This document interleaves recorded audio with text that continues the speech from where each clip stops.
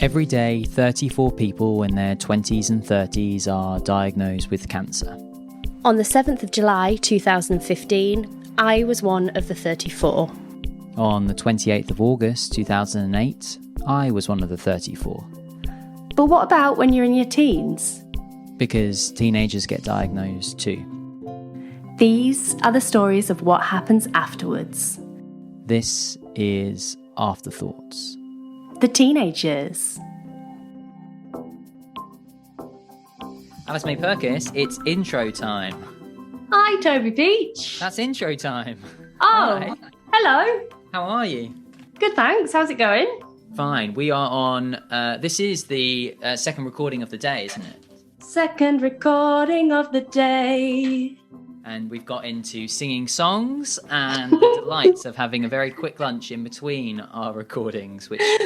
That reminded me, did you ever do that dip where you used to sing Granny Sitting on the Loose singing songs dropping bombs? No. Can you give us a moment? Could you give it to us? What is it? I just did. Ip dip sky blue, Granny Sitting on the Loose singing songs dropping bombs, out goes you. No. Absolutely lost, but I love it, and I appreciate that you've done this in front of everybody on the podcast. When I say everybody, it's just in front of me, but... I apologise to anyone who didn't enjoy that, and I'm glad to anyone who did. Shall we talk about Shaumya and the episode that we last recorded? What a cracker it was! What a cracker, all the way from Glasgow. Glasgow, host of COP event coming up soon. COP event? What? The climate meeting. Oh, I thought he meant police cops. I was like, what's he talking about? No, sorry. We're talking cancer, not climate change. Yes, so, God, get your right hat on, man. Jeez. Hat on, sorry. But all the way from Glasgow, Shaumya was chatting to us. Yeah, having just done her laundry, because obviously Saturday is laundry day. Saturday is laundry day, and I will. I'm gonna flag this up in the intro because Shaumya mentioned it in part of the podcast, which like before we started recording, really, which is about the fact of cancer buddy. Oh yeah, I mean, I think you're my cancer buddy. No, but sorry, that's a moment of like, oh, that's so nice. Thank you so much. That's Actually, I think you might have been my cancer husband. Oh, is that what your real husband says? Well, I don't know. You know, some people have like a work husband and a work wife. I mean, I think you're my work husband because I don't work with anyone else. I think you're like my cancer husband as well. Is that a thing? Don't think it's a thing, but I appreciate it a lot. That's really nice. But Shaumya's cancer buddy. Yes. It's Aidan! Aidan! Yay! And we didn't know this. We have no idea. And Shaumya was telling us the story, and then mentioned Cancer Buddy, and we're like, oh yeah, and she was like, oh yeah, he's been on the pod. Yeah. How cool is that? And also, there's somebody else on the podcast knows Caitlin, who was on series 1 of the teenagers, or series 2, depending. I don't get confusing. Anyway, somebody else who is on the podcast knows Caitlin, who was on the teenagers previously as well. Wow. But yes, Shaumya's cancer buddy is Aidan. So maybe we've got an insight to Aidan. Shall we bring the stories of the cancer buddies forward and bring Shaumya's stories to the... Yeah, let's get into Shaumya's stories because they are great, and I'm excited for the listeners to hear them.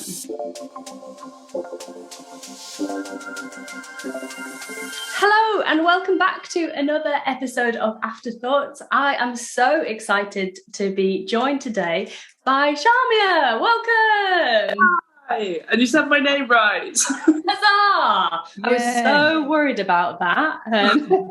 I have written it down like phonetically to make sure that I say it right. How are you today? I am very well, thank you. Yeah, I've just been doing my laundry, as I was telling you guys. It's a cloudy day in Glasgow, but we're still smiling, so it's all good.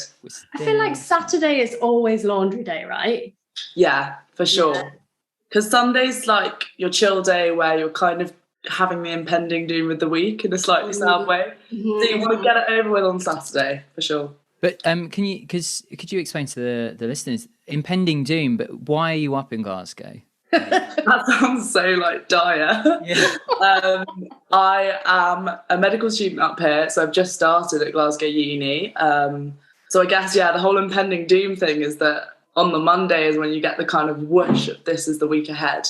And it can get a little bit hectic, but I mean, impending doom was a bit bold in hindsight. I love a Monday. Maybe just a slight tinge of the Sunday scaries. Sunday scaries is nice. I like that. It's alliterative. Yeah. How many weeks have you been back into it?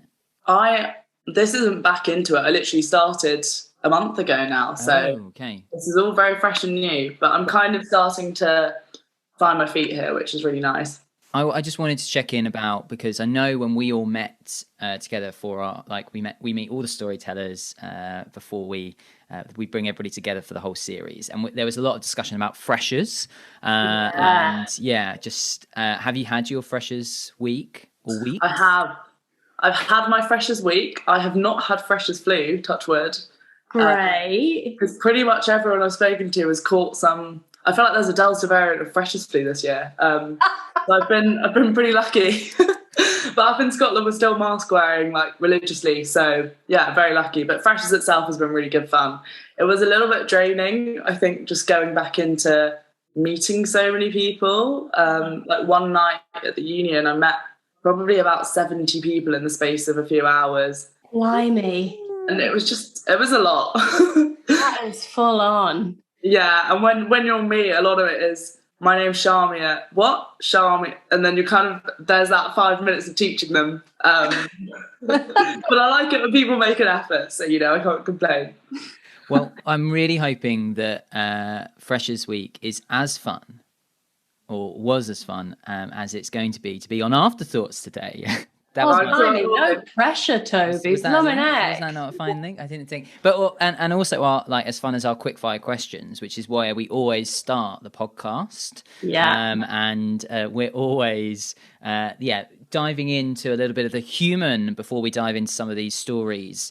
So, Shaumya, are you ready for the quickfire questions? I think I'm as ready as I will be.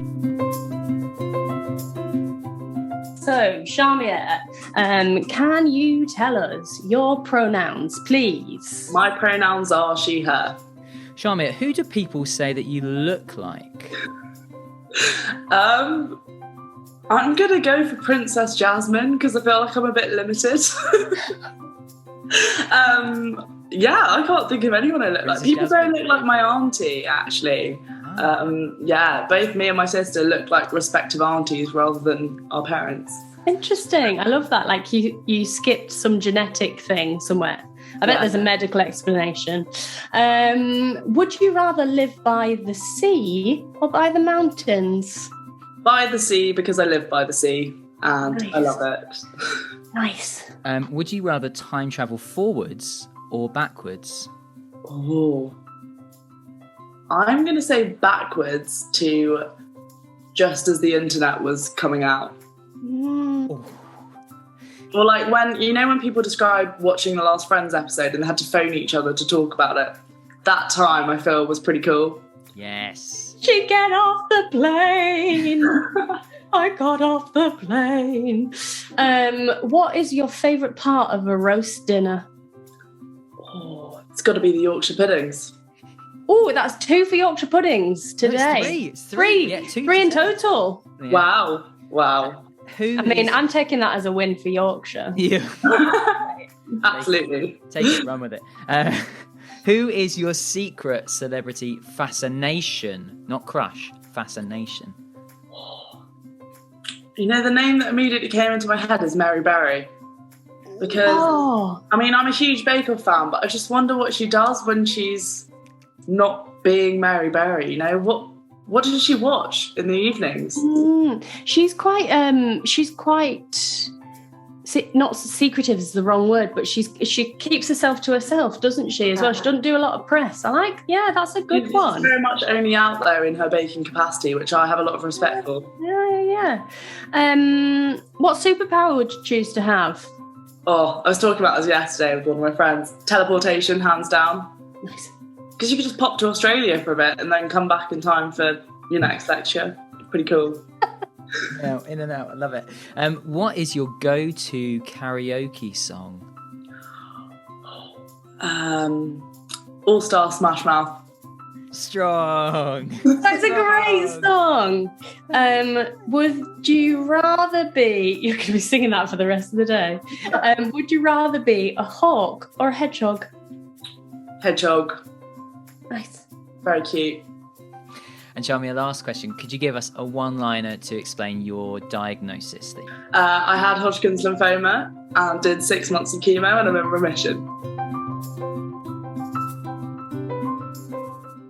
Up first on Afterthoughts, the teenage years, we like to explore the stories beyond a diagnosis. For many cancer patients, our diagnosis story becomes like a script that we can rattle off really, really easily. So this section explores what happens after that diagnosis. So Shaumya, over to you. Thank you. So yeah, I was diagnosed on a Thursday. I just remember that very vividly. And I remember coming home and kind of being in a state of shock for a few days, I think as a lot of people are. And I remember that Sunday just going upstairs. I think we were watching Hotel Transylvania or something. And I just remember being sat there thinking about cancer. And I was like, I just remember having the thought, is this all I'm going to think about basically forever at that moment? And I went upstairs and it was the first time I cried about it. And I kind of sat there and just went, 6 months of chemo, my uni plans are out the window. I don't know how I'm going to do this. And I rang some friends and basically said to them, listen here, I think I'm having the breakdown.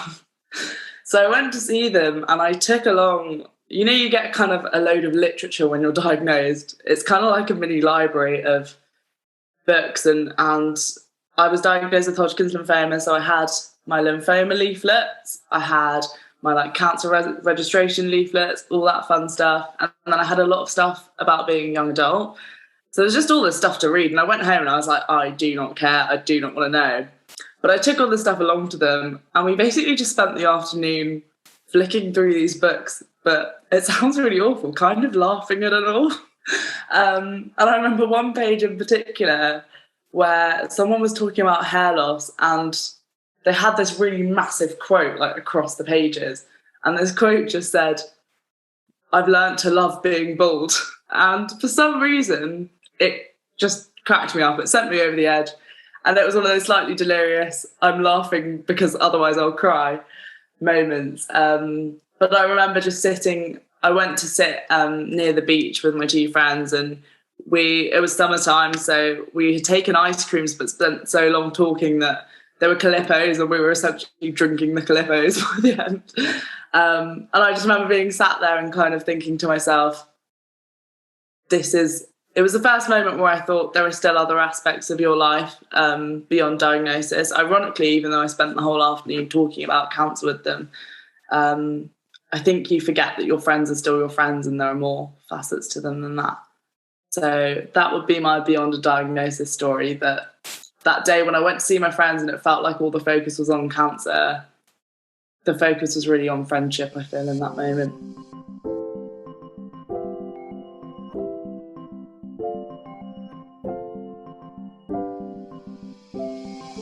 Next up on Afterthoughts, we are heading into those around us. This is the section where we focus on the stories of those people that might go through this experience with us. So it's over to Shaumya for those around us. Okay. The person I'm going to talk about is my dad. And I feel like he would probably feel quite funny about the fact that I've chosen him. But I think he deserves it. So, completely. I feel like with parents, it's always a weird one because I just find it quite fascinating how through your life, they're the most obliged to help you of anyone, particularly during a cancer diagnosis. Yet somehow they still go above and beyond what you'd expect. And I mean, it's probably because I don't have children myself, but I cannot imagine myself giving to someone else what my parents give to me. It is just amazing.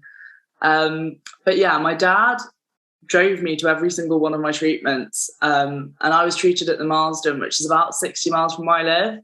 So I think we counted it up one day, and I've done about 40 trips there, which racks up a good few miles. And I was treated kind of July to December. So we kind of saw the winter creeping in, and I would go 2 days a week, the Thursday and the Friday. And obviously because of COVID, my dad couldn't come in with me. So he would literally drive me to the hospital and sit in the car park for however long it took me to get my treatment or see a doctor, and then just drive me home again. It would have been the most boring thing under the sun. I cannot think of anything more boring. I just remember he used to always take the paper, and I was kind of just, every time I left, I was like, how are you gonna not get bored with the newspaper? I don't get people that read the paper still, but yeah, it always just amazed me. And my dad's quite a morning person. He gets up to go to work at like 5:30, probably earlier. That's probably wrong. But I'm not a morning person. And for a lot of my treatments, I had to leave by kind of 6 a.m. So I remember my dad always waking me up and being kind of like quite raring to go. So I'd just be there like, oh no.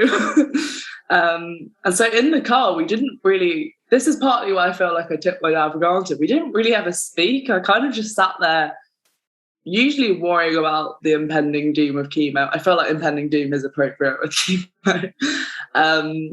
Yeah, I remember one day in particular where we were listening to Capital Radio. We'd always listen to that in the car. And they were doing their Capital Give Me the Cash competition, where you have to pick up the phone and not say hello. And we weirdly entered it for some reason. We didn't win. I feel like that would be quite a good story. But we didn't win. And I remember just listening to it that afternoon on the way home being like, A, will it be me? But B, someone's just lost 15 grand. And we just get really invested in it. And I feel like with my dad, more so than anyone else in my family, I could really forget that I had cancer and kind of just like talk about other stuff. And after my first chemo, I had ulcers kind of so bad that they actually reduced my dosage because I wasn't eating. But I remember that night, he had just driven me to chemo and back from chemo, but he drove out to buy the ingredients to make me like the Sri Lankan dessert that I really love. And it's like sort of like, it's kind of like rice pudding. So he made me that, and then I ate it, and I still kind of didn't really want it, which makes me feel really bad. But just that kind of like unconditional, relentless like love and care for me that I just completely take for granted. I owe so much to my dad, and yeah, he's absolutely the person that deserves the shout out above anyone else.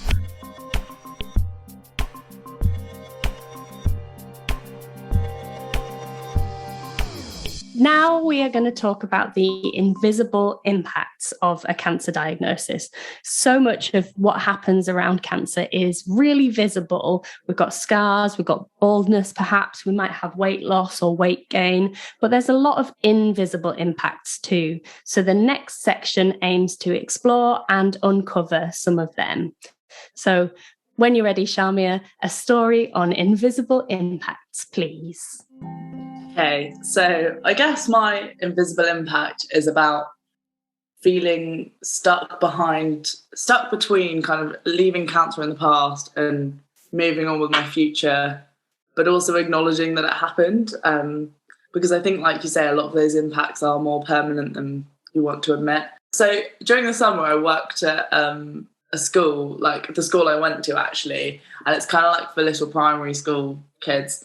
And I remember like in the summer being really conscious of my port scar, and one day just being like, you know what, I've got to be brave, because like it was getting to the point where I was wearing like uncomfortably hot clothes because I didn't want people to see my port scar.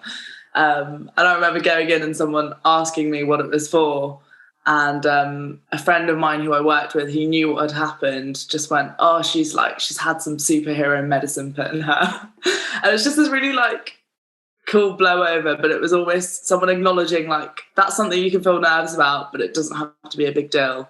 Yeah, and I felt like that friend of mine really like towed the line between like, I feel like people expect you to leave it, to act like it never happened or to act like it's still happening to you. There's no like in between, and she really like treaded that well. So yeah, I had Hodgkin's lymphoma, which a lot of people will tell you is kind of the good cancer. I don't think those words belong in the same sentence. But from being diagnosed, I was kind of told that it was treatable, and my haematologist made a real point of saying this will be 6 months of real difficulty, and then you can carry on with your life like it never happened. Those were the exact words. Yeah, I know they meant well, but I feel like it put this pressure on me to do that and to get the remission, to get the green flag, and then just carry on with my life and yeah, pretend it never happened. And I think part of that is I can't really leave it in the past because I'm at med school now as well. So like next week, ironically, our topic is cancer and cancer biology. And so I do have these nerves about it being really triggering. I think that's quite a big aspect of life. I think particularly medicine after cancer is something people do. I don't think it's unheard of. But there's that pressure of when it comes up, will I suddenly have some massive meltdown or will it be completely fine? Probably the latter. I also have this slight guilt of not feeling like a proper cancer patient, quote unquote, which I know is really silly, but an example is I didn't lose my hair. I was really, really lucky not to. But pretty much everyone else I've met did. And it's kind of almost like people think that because you haven't lost your hair and the most visible thing and the really awful thing that you see on all the adverts hasn't happened to you, you're fine. Like, you haven't lost your hair, so you basically had no real impact on your life. And I completely understand from my friends that have that I've dodged a lot of difficulty in that regard, but it's not to say there aren't other things I don't worry about. Things like my port scar, which shouldn't be a big deal, but I have, because I'm of South Asian heritage, I have quite keloidy skin as well, so it's not the smallest thing. And so, yeah, I feel funny about that. And when you talk to people, say I'm in the summer and I'm wearing like a strappy top or whatever, and you're talking to people and they're kind of looking at you, but they're looking at your scar and you're like, make eye contact, please. So I guess those are the invisible impacts. The fact that it's not had a big enough impact to affect my life in a massive way anymore, but it's still very much in here, in my mind.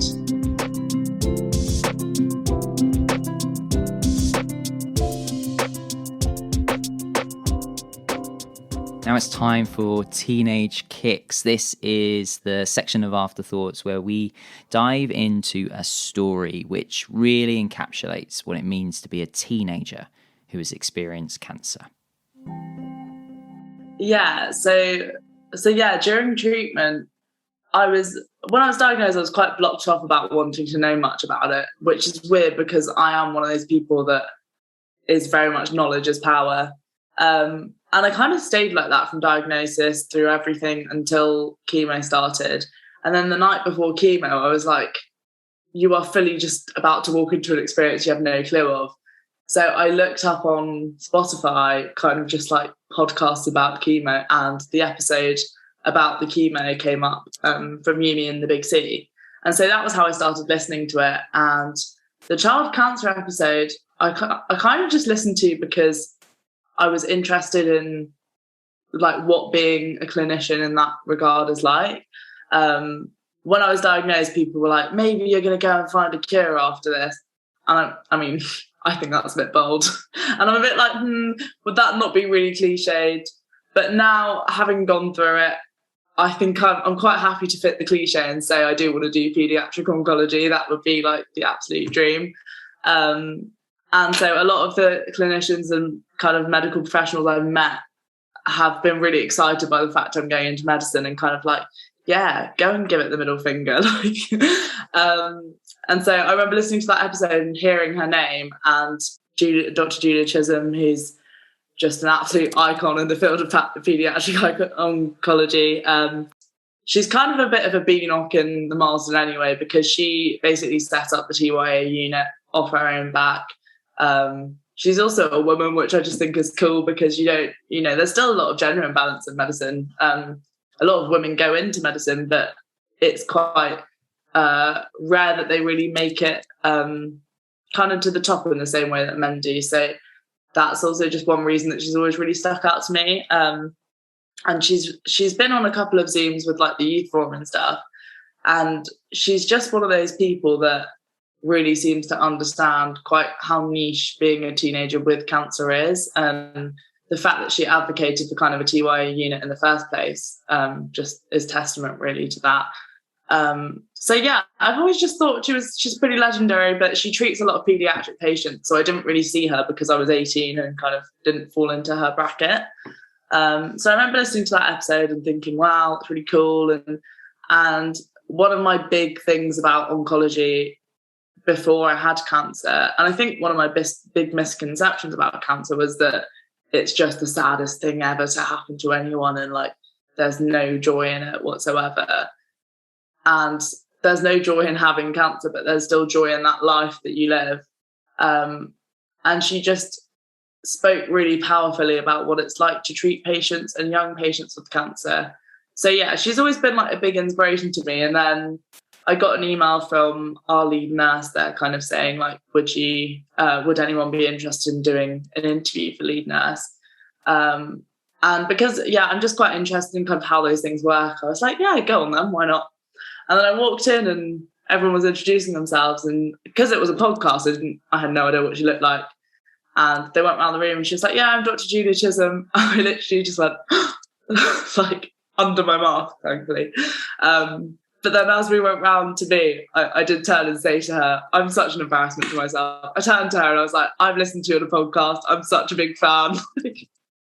Would have asked for an autograph if I'd had a book to sign or something. But I just think doctors especially, but like medical professionals in general, nurses, oh my gosh, they do not realise the heroes that they are to us, and just they all deserve a red carpet, to walk down to work. They're absolutely amazing. And yeah, she actually, so I met her at that panel, and then I emailed everyone I worked with on that panel afterwards to kind of just say thank you and stuff. And she's like emailed me since asking how I'm getting on here and stuff. So it's just really nice to kind of know that people actually really care about you as a person as well as your cancer, and not just going, oh, you're better, like, see ya. They really want to know how you're getting on. So yeah, she's very special. Moving on to lost conversations now, we are going to look at some of the things that we should be talking about in the cancer space, but aren't currently. There's loads of things that we are talking about, but there's still some things that are pushed under the rug a little bit. So this is an opportunity to shine a light on some of those. I think I will go with the fertility aspect, because yeah, it was quite a big aspect of it all. I ended up going up to Chelsea and having kind of my initial assessment, and there it was mentioned kind of very briefly, like, oh, you might want to do some fertility preservation. Do you think that would be something you're interested in? And I said yes at the time, and then went along to my local kind of fertility clinic. So basically, yeah, they do a lot of like scanning, is one big thing. And they basically just check out, I think, kind of what stage of your cycle you're at. And then, I mean, I'm going to get the science wrong, but they basically want you to ovulate, I think, so they can then like collect your eggs. And that is done like with a surgery that you go under sedation for, I think. Because I remember coming out of mine, and weirdly, actually, I didn't know my gynecologist, but he was someone my sister went to school with's dad. So it's kind of like I knew of him. And because I live in a very small town, it's kind of one of those, like, most of the doctors going. So I knew of him, and it was that slight fear of like, do you recognise me? Do you know me? Or are we just being really professional? It was all quite odd. But he was a really lovely guy. And I remember coming out of surgery and he was like, you were really wriggly. Like we had to pin you down. But yeah, you basically go through like injections of hormones to kind of speed up that ovulation process and make your follicles bigger. And so those were like 2 injections a day, I think. Weirdly, I had just, this is like the juxtaposition of making these really adult decisions, but being a complete and utter child. Anyone that knows me well will know I'm a 5-year-old at heart, and I had just watched Frozen 2 for the first time, I think just after I was diagnosed. And so every time I did my injections, my sister would put on Some Things Never Change from that soundtrack. And now when I listen to that song, it gives me that slight PTSD of doing my needles. Yeah, you have your 2 daily injections, and then I didn't really feel any side effects, but I had a lot of like side effects from my steroids anyway, so you can't really tell at that point what's what. And then you go in and you have your egg collection, and then they basically go in a freezer and you forget about them.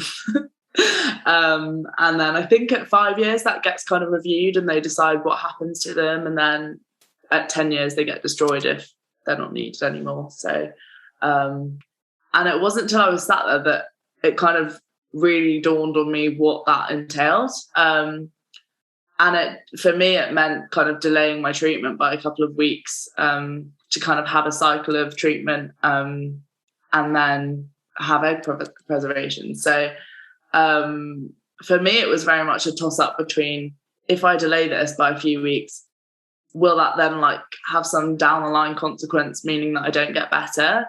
And actually what happened was my fertility preservation got booked for a Thursday afternoon, and I got a phone call and it was like, yeah, this is all looking good, we can do it. And then had that all sorted, and later that day got a phone call saying, we're going to put your port in and do your first chemo on Thursday. And I just remember saying, but I'm having my eggs preserved that day. Like, what? And so it ended up that my port couldn't go ahead and my chemo had to be delayed. And I remember actually just like crying down the phone to the person that I was telling, going like, I don't want to delay this. I need to like start. And that ended up being like a huge blessing in disguise, because if I hadn't had my port delayed, I wouldn't have gone along on the day I did and met my cancer buddy. So, you know, I'm very much a like fate person. I'm so like spiritual and borderline superstitious. But yeah, egg preservation was a huge thing that like caused a lot of bumps in the road on the way to chemo. And I think that was probably the most isolating aspect of the whole cancer, was feeling like most people my age don't even have to think about this for another, you know, decade or so.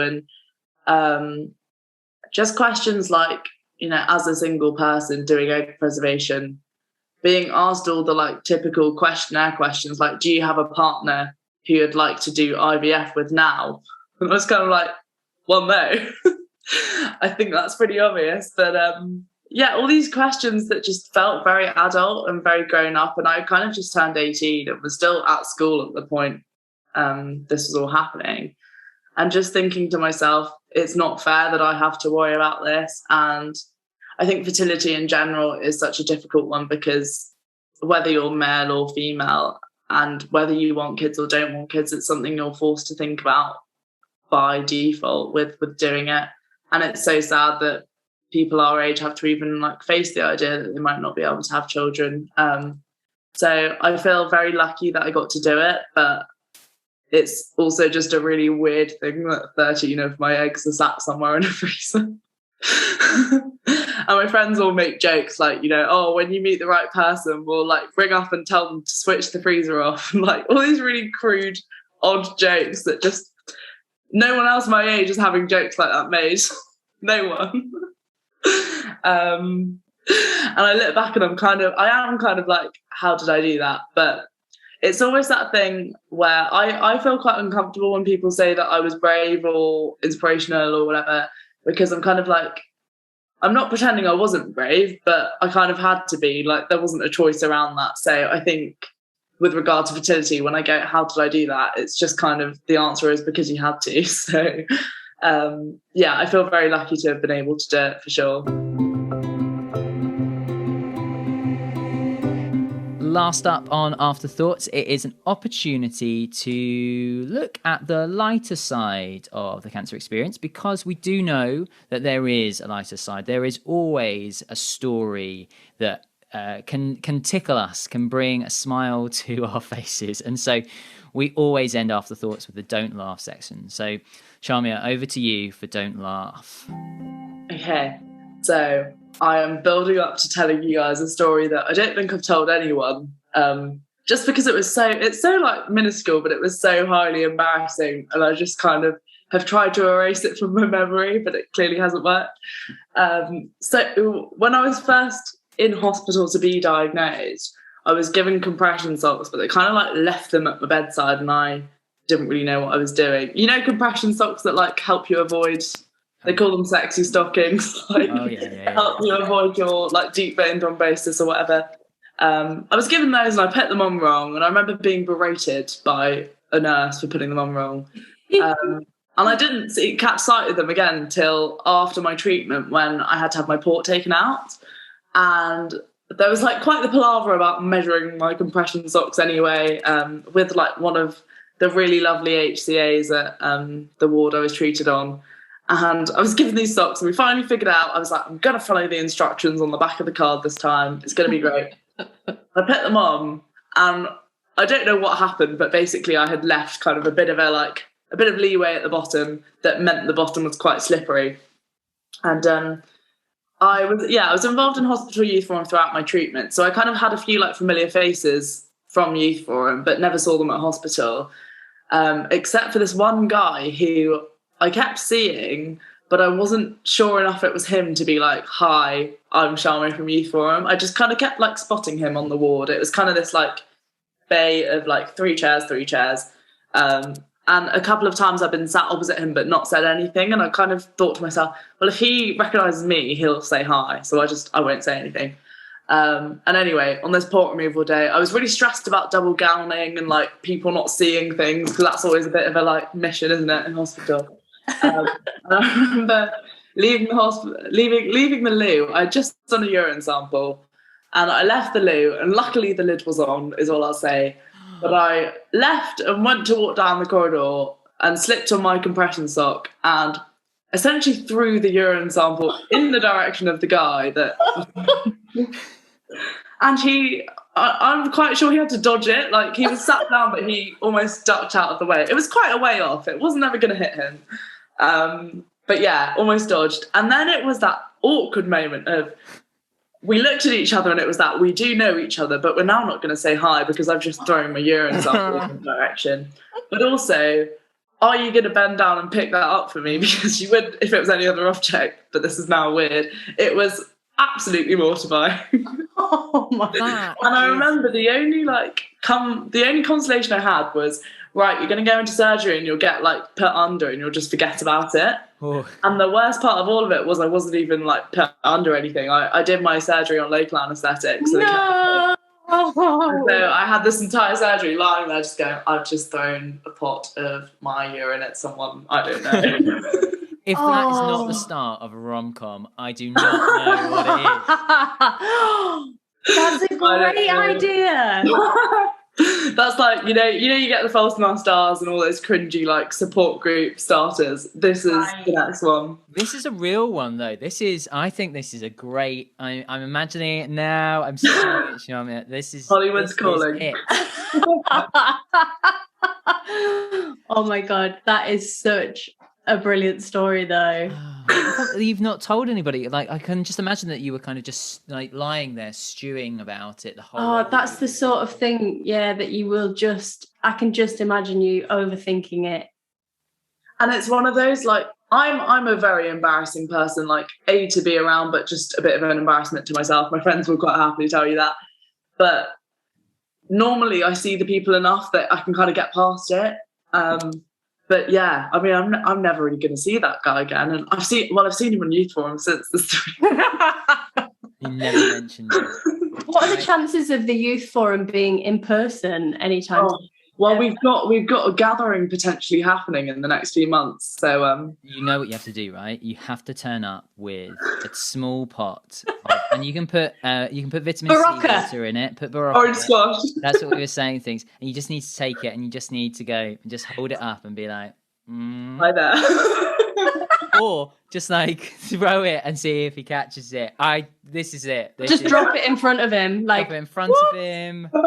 That's the only way to break it. I think this is, I'm going to show my age now. We've been talking about this a lot in this series. Toby and I are showing our age. But you could drop it in front of him and then do the bend and snap from Legally Blonde. I mean, I've seen Legally Blonde. That's age is just a number when it comes to Legally Blonde. Good. I'm really Shaumya, hoping, honestly. Shaumya, that we've because I like it feels like you've been holding on to that story, you know, and Yeah. I feel like maybe we've kind of released that for The you weight by has coming on the lifted. podcast and Put it sharing. out into the world. Thank you so much for coming and telling your stories with us, and just like it's been an absolute pleasure, and what a way to finish it. Yeah, thank you so much for joining us. We've loved having you. Thank you so much for having me. This is so cool. I literally filled in this application while I was babysitting. I think it was the day that they closed, and I just went, like, screw it, I'll have a go. And I waffled, and somehow it got me here waffling. So thank you. And you guys are fabulous. You make a great team. Isn't that a sign for anybody else who wants to be on future podcasts of Afterthoughts? Just you could be babysitting. You just need to write a little note, and it will all be fine. Yeah. I think our new mantra should be women waffle. Women. Thanks, Sure. Shaumya. Thank you. So that was Shaumya's episode. That was all of her stories wrapped up in a nice little package for our listeners. A lovely package, and also, like, when can we start writing this rom-com? Oh, goodness gracious. I feel like maybe that's what we should do for a Beyond project, for one of Beyond's theatre projects in 2022. Well, I really am excited about, like, the fact of every time I hear lots of these stories, like, little things go into my head. I'm like, oh, wow, that would be lovely. Like, yeah. And then suddenly you're putting all the scenes together. And because I think what we get with Afterthoughts is just stories and pure gold storytelling, right? Babes, that's the whole point of the podcast. Of course, we get stories. I'm there. What we get is what we say we're getting, and what we get is what we asked for. Yeah. But I just think we get so much humanity through our stories, and that's me kind of already diving into the afterthoughts and the afterthoughts. But yeah, I'm just like I love that sense of it, and then suddenly they kind of all go, oh wow, there's like such rich stories inside these experiences. But you know that you're with me on here, so yeah, I sit here too. Yeah. Why don't you tell me then your afterthoughts on today's episode? Oh, my afterthoughts on today's episode of Afterthoughts was, I don't know, there was so much good stuff in here. I'm really glad that we had the conversation about fertility, because I feel like we've talked quite a lot about male fertility on Afterthoughts. I feel like we've had a lot of men come on and chat about their fertility, which is a great thing, because we've talked before about the fact that we don't talk about male fertility, and men don't talk about their fertility anywhere near as much as they should. But we've clearly created this safe space where men feel like they can talk about their fertility. You're right. But in that, we haven't had any women talk about their fertility experiences. And actually, I think that was demonstrated when we had Shaumya on here, and you were like, tell us about what the day looks like. And Shaumya and I were both like, hang on, Toby, it's not a day, it's a bloody 2-week process that women have to go through to preserve their fertility. And that suddenly made me realise that we hadn't talked about it. And I'm really, really glad that we did. And I'm glad that Shaumya highlighted that in preserving your fertility, it can bring along quite a few bumps in the road on the way to chemo. And that in making decisions about your fertility, it can impact your treatment in some ways, because you might have to delay your treatment so that you can preserve your fertility. And just highlight as well, I was 26 when I was preserving my fertility, and the questions I was answering felt incredibly grown up and incredibly far out of my reach. And I had 8 years on Shaumya, and I just think, young people facing those challenges, it's a lot. It's a lot. Yeah, I remember we've spoken, like, so I was 19 when I was diagnosed and had those conversations, and yeah, just that whole kind of process of like going, oh, okay, well, I've been told not to think about it, not to think about it, and then you kind of, there's that, like, is a case of going, well, I kind of need to think about it. How can I not? How can you not think about it? And then, but also that, the 10-year thing of going, oh, okay, well, we'll keep them for 10 years and stuff. And then it's a case of going, like, if we talked about it earlier, maybe we'd be in a better place to have the conversation at the 10-year point or the 5-year point, if that's 100%. 100%. And as somebody who's at the other end of that 10 years, very fortunate to be at that place. Like, we've spoken quite a lot of that being like, just, it was an invisible impact. And I think we're kind of, the best way to deal with that is to be more communicative about it and making a space for people to discuss what is going to happen and what might happen, and just understanding it a little bit more, I think. Definitely. And I think having these conversations and being open about them in spaces like this will hopefully lead to people having those conversations elsewhere. Toby, what about you? What were your afterthoughts on today's episode? Well, I mean, I feel like I could also go into, the fertility stuff is like always like stands out for me. I was thinking about talking about invisible impacts and how like we had little snippets of stories there, and that being like a really reflective thing of that there are lots of little moments that kind of are always like kind of build up to one bigger story, which is there are so many invisible impacts to cancer and that we don't talk about, and I just thought that was really important. I also would just love to come back to the delights of the wee throwing.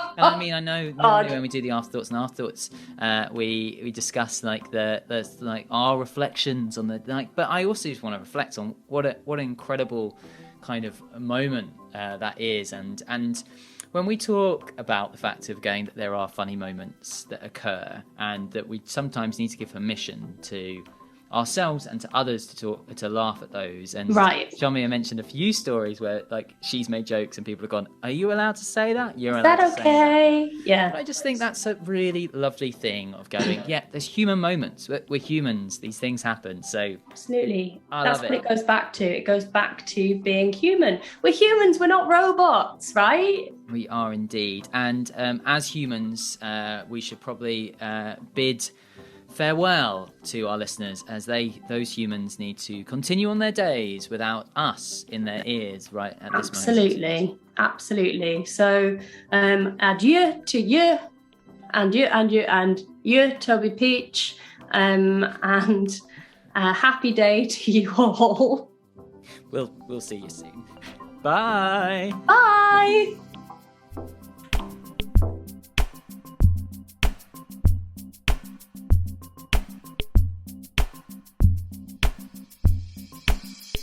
If today's episode of Afterthoughts has brought up any thoughts or feelings that you'd like to speak to someone about, we really recommend grabbing a cuppa with a friend or dropping them a message. There are tons of charities out there who can help you if you've been through cancer and need a bit of extra psychological support. Thanks so much to Teenage Cancer Trust for supporting Afterthoughts, the teenage years, and supporting teens and young adults diagnosed with cancer in the UK. The work they do is incredible. Find out more at teenagecancertrust.org. Afterthoughts is produced by Alice May Purkiss and Toby Peach from Beyond Arts, with sound design from Dinah Mullen and Kieran Lucas.